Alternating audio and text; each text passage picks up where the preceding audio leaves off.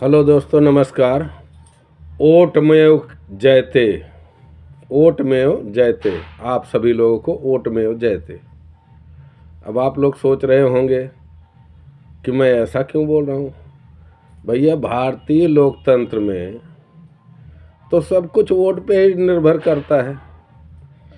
तो इसलिए आप सभी लोगों से निवेदन है कि अब आप लोग सत्यमेव जयते ना कहें, क्योंकि यहाँ सत्य की जीत नहीं होती है, यहाँ वोट की जीत होती है।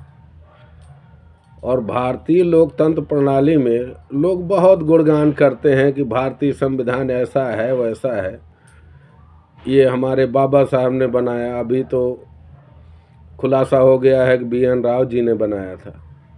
तो मेरा कहना यह है, बनाया किसी ने भी हो, पर लागू तो बहुत बेहतरीन तरीके से नहीं हुआ है। बेहतरीन क्या, बहुत निम्न स्तर पे लागू हुआ है। अब आप लोग सोच रहे होंगे मैं देश के खिलाफ बोल रहा हूँ। नहीं, मैं देश के खिलाफ नहीं बोल रहा हूँ। मैं ये बात आप लोगों को प्रूफ करता हूँ कि यहाँ इसकी नींव क्या है, सारी पॉलिसी का आधार क्या है और सारे नियम कानून का आधार क्या है। मत प्रतिशत, वोटों की संख्या।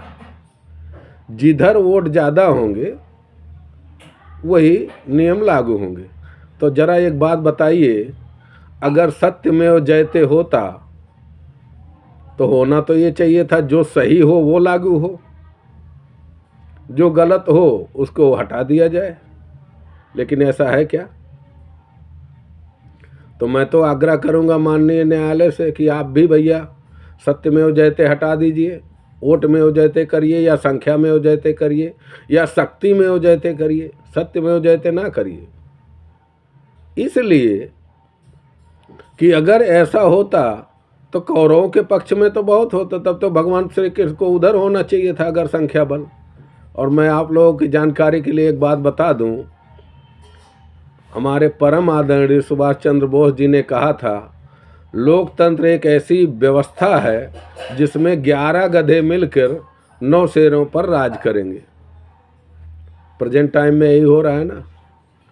कोई विधायक सांसद का चुनाव का आधार क्या होता है कि वो बहुत ईमानदार है, उसकी छवि बहुत स्वच्छ है, वो बहुत मतलब कर्तव्यनिष्ठ व्यक्ति है। क्या आधार होता है? जिसको वोट ज़्यादा मिला वो चुन के आ जाता है। तो मतलब क्या हुआ? और सदन में वो कानून पास होता है जिधर बहुमत होती है।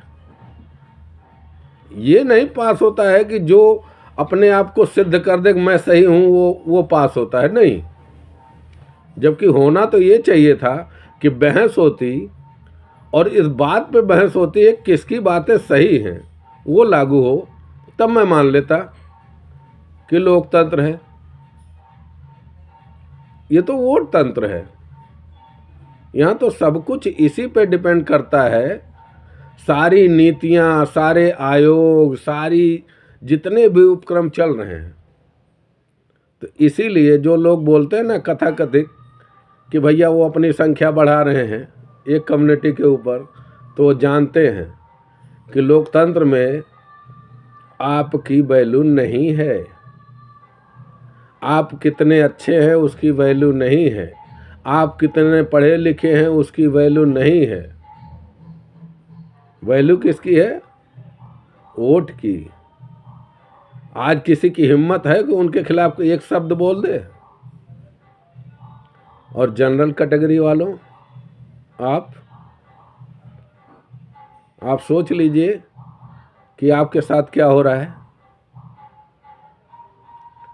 आपको तो एक तरह से देश निकाला देने की तैयारी हो रही है। इसलिए मैं तो कभी आज के बाद जब तक ऐसी ही व्यवस्था लागू रहेगी मैं इसको लोकतंत्र कहूँगा ही नहीं, वोट तंत्र। ये वोट तंत्र ही है, क्योंकि जब सारी चीज़ें मतलब संख्या बल के आधार पर निर्धारित होंगी तो काहे का वो लोकतंत्र? कैसा सत्य में हो जाते? ये तो है संख्या में हो जाते, या शक्ति में हो जाते, या वोट में हो जाते। नहीं तो तमाम ऐसे कानून लाद दिए जाते हैं कि जिसका कोई मतलब समझ से ही परे है। कोई उसकी सार्थकता सिद्ध नहीं कर सकता। मैं चैलेंज करता हूं कि इसका आधार क्या है। और एक पक्ष के साथ न्याय कर रहा है तो दूसरे पक्ष के साथ अन्याय नहीं कर रहा है। और बीजेपी वालों ने तो बहुत मुद्दा उठाया था, साहबानों केस राजीव गांधी ने वोट के खातिर पलट दिया। अरे किस मुंह से तुम लोग बात करते हो? और बीजेपी वालों, तुमने भी तो सुप्रीम कोर्ट के निर्णय को पलट दिया SC/ST एक्ट के मामले में। तुम्हें कोई नैतिक अधिकार नहीं बनता है इस बारे में बात करने का। अगर वोट के नाते राजीव गांधी ने फैसला पलटा था तो बीजेपी वालों तुमने भी पलटा है अभी कुछ सालों पहले। तो तुम कौन से दूध के धुले हो? क्या तुम उसकी सार्थकता को सिद्ध कर सकते हो? कोई बहस करके आ जाए? अरे छोड़ो, आपने तो ये भी नहीं उसमें प्रावधान रखा कि सामने वाला यदि निर्दोष होगा तो उसको कोई मुआवजा दिया जाएगा या निरपराध फंसाने वाले को कोई दंड दिया जाएगा।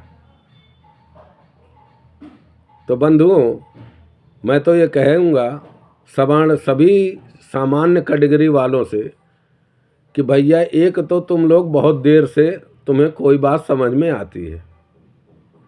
ये सरकार तो उसकी सुनती है जो संख्या बल अपना दिखा देता है। और जो 56 इंची के लोग बात करते हैं ना, 56 इंच का दम कितना था शाहीन बाग में हमने देख लिया है कि कितना 56 इंच का बल है। तो ये सब फालतू की बातें और फालतू का ये जो झुंझुना पकड़ा देते हैं ना, कभी राष्ट्र के नाम पे कभी धर्म के नाम पे, सावधान हो जाइए।